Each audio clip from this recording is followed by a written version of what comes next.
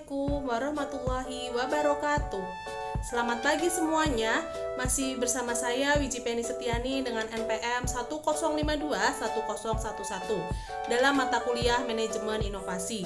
Minggu yang lalu saya membahas apa itu manajemen perubahan. Hari ini saya berkesempatan untuk menjelaskan tentang saintifik. Apakah organisasi di tempat saya bekerja sudah melaksanakan pendekatan saintifik? Nah, kalau mendengar kata saintifik, jelas kata tersebut sudah tidak asing di telinga kami. Kami yang bekerja di instansi pemerintahan di bidang pendidikan tentu saja sudah melaksanakan pembelajaran saintifik pada kurikulum 2013. Lalu, apa sih pendekatan saintifik itu?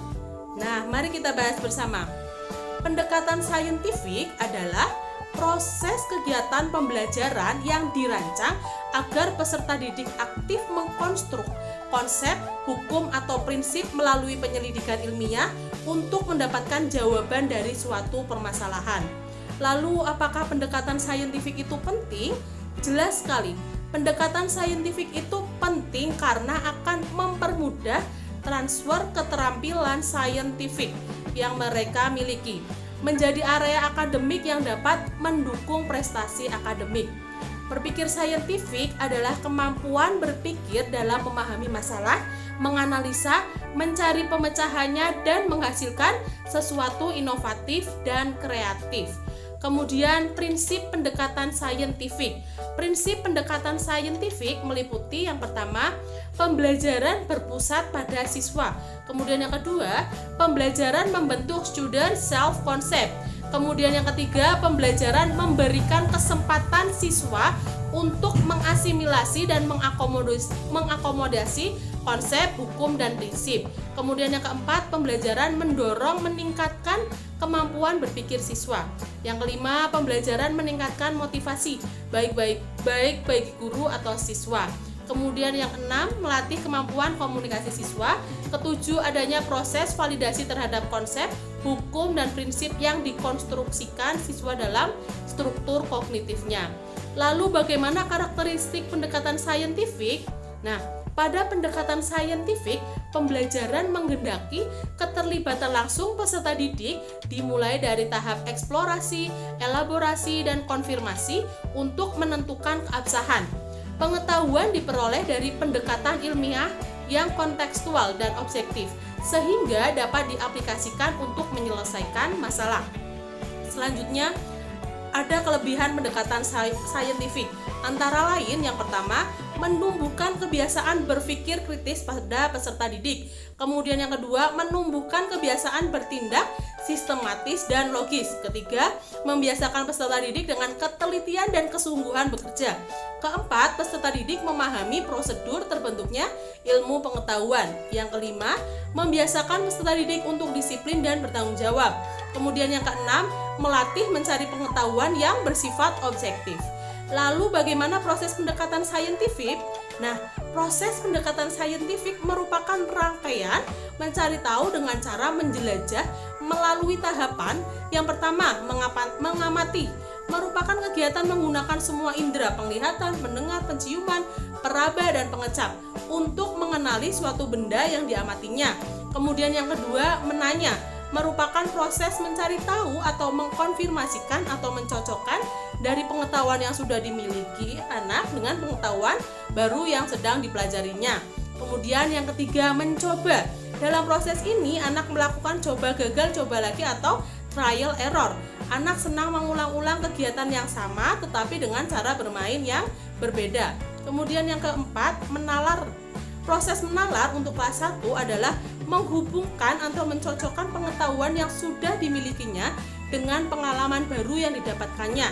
Kemudian yang kelima, mengkomunikasikan. Merupakan proses penguatan pengetahuan atau keterampilan yang didapatkan anak.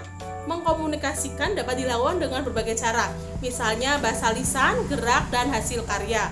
Lalu bagaimana penerapan dari tahap mengamati, menanya, mencoba, menalar, dan mengkomunikasikan? Baiklah, saya akan menjelaskan langkah-langkah pendekatan saintifik dalam kegiatan pembelajaran.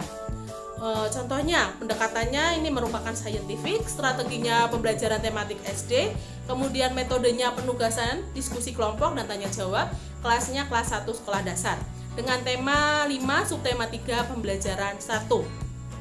Selanjutnya, kita masuk pada pembelajaran. Pada kegiatan awal, guru melakukan kegiatan berdoa dan mengecek kehadiran siswa. Kemudian guru melakukan apersepsi yang meliputi yang pertama, menanyakan pembelajaran yang sebelumnya yang sudah dilaksanakan. Kemudian yang kedua, menginformasikan tema yang akan dipelajari.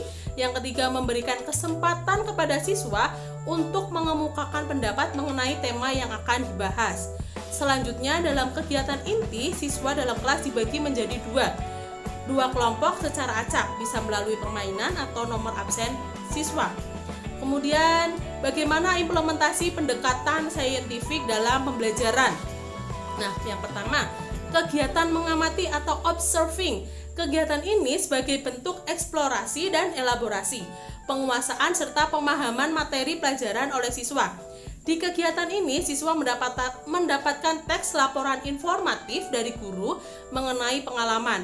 Kemudian siswa menyadari ada hubungan antara objek yang dianalisis dengan hubungan materi pelajaran guru. Kemudian yang kedua, kegiatan menanya atau questioning. Dalam kegiatan menanya, siswa melakukan tanya jawab dengan guru tentang pengalaman apa saja yang pernah dialami siswa. Kegiatan yang dilakukan adalah dengan cara mengajukan pertanyaan tentang informasi yang tidak dipahami dari apa yang sudah diamati atau pertanyaan untuk mendapatkan informasi tambahan tentang pengalaman siswa. Kompetensi yang dikembangkan dari kegiatan ini adalah kreativitas, rasa ingin tahu yang tinggi, serta kemampuan merumuskan pertanyaan untuk membentuk pikiran kritis. Kemudian yang ketiga, mengumpulkan informasi atau eksplorasi. Dalam kegiatan ini, siswa mengamati isi teks pengalaman. Siswa juga membaca sumber lain selain buku teks, mengamati kejadian atau suatu aktivitas, dan wawancara dengan narasumber. Kemudian yang keempat, mengolah informasi atau associating. Dalam kegiatan ini, kompetensi yang diharapkan adalah mengembangkan sikap jujur, teliti, toleransi, menghargai pendapat orang lain, dan mampu berkomunikasi, mampu mengumpulkan informasi dengan berbagai cara. Kegiatan di dalamnya adalah melakukan pengolahan informasi yang sudah dikumpulkan, baik dari kegiatan mengamati, membaca, atau lain sebagainya. Kemudian yang kelima, menginformasikan. Dalam kegiatan ini, setiap perwakilan kelompok dipersilakan mempresentasikan hasil diskusi kelompok, kemudian menyampaikan hasil pengamatan, kesimpulan berdasarkan analisis, baik lisan, tulisan, atau media lainnya. Kompetensi yang dikembangkan pada kegiatan ini adalah mampu berpikir sistematis, mengucapkan pendapat dengan singkat dan jelas, serta dapat menggunakan bahasa yang baik dan benar. Dalam kegiatan penutup, guru bertanya kepada siswa tentang materi yang telah dipelajari, apakah dapat dipahami atau masih ada yang kurang dipahami. Kemudian guru mengajak siswa berdiskusi tentang materi yang belum dipahami serta tanya jawab di akhir pembelajaran. Nah, selanjutnya siswa mengerjakan soal yang diberikan guru dan mengumpulkannya langsung ketika sudah selesai. Baiklah, adapun penilaian pada pendekatan saintifik, yang pertama adalah observasi siswa bekerja kelompok. Kemudian kedua, bekerja individu. Yang ketiga, berdiskusi. Yang keempat, presentasi. Kemudian ada penilaian produk yang berupa yang pertama, pemahaman konsep, prinsip, dan hukum dilakukan dengan tes tertulis. Ada ulangan harian, ulangan tengah semester, dan ulangan akhir semester. Kemudian lagi ada penilaian sikap. Penilaian ini dilihat bagaimana sikap siswa saat pembelajaran berlangsung, saat siswa bekerja sama dengan kelompoknya, dan bagaimana siswa bertingkah laku. Dari seluruh materi yang telah disampaikan dari awal penyampaian apa itu pendekatan saintifik hingga akhir pembelajaran, terdapat kekurangan yang dimiliki pada pendekatan saintifik. Nah, kekurangan pendekatan saintifik adalah yang pertama, pembelajaran ilmu memerlukan proses panjang serta waktu yang lama sehingga bisa menimbulkan kejenuhan bagi peserta didik tertentu. Yang kedua, memerlukan kesungguhan, kedisiplinan, dan ketelitian ekstra sehingga peserta didik yang tidak bisa memenuhi kriteria bisa gagal. Demikian yang dapat saya sampaikan. Apabila ada kekeliruan mohon maaf. Wassalamualaikum warahmatullahi wabarakatuh.